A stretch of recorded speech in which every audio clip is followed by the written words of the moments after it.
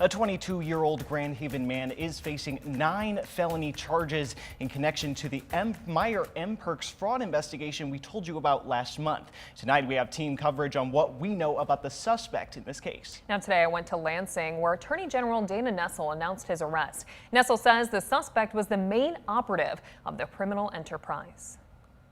The gravity of these situations is not regular shoplifting, right? You know, we're talking about millions and millions of dollars, sometimes just from a single perpetrator.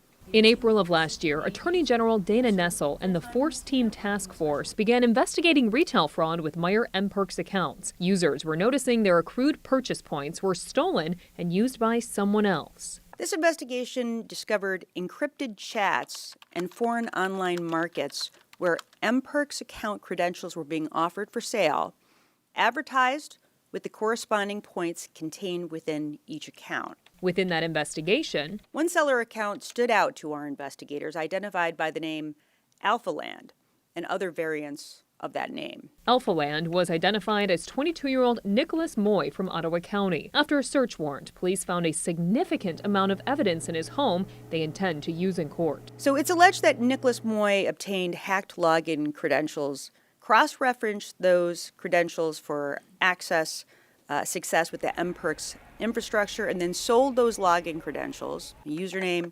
email address, password, and PIN on the internet for the wrongful use of buyers. And the purchasers of the login credentials then use those points. Moy is charged with 9 felonies, 1 count of conducting a criminal enterprise, a 20-year felony, 1 count of using a computer to commit a crime, another 20-year felony, and 7 counts of identity theft, each a 5-year felony. We've apprehended the main operative and driver of this sophisticated, widespread criminal enterprise. Only 7 victims' testimonies were used for the charges, but Nessel said there are likely thousands of victims all across the 6 states where Meijer operates.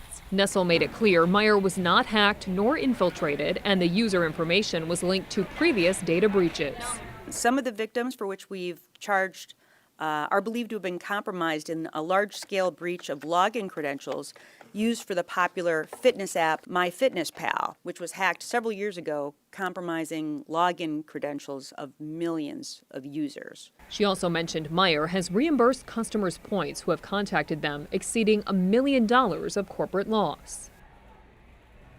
And Moy is due back in court next week for a probable cause conference. Now, this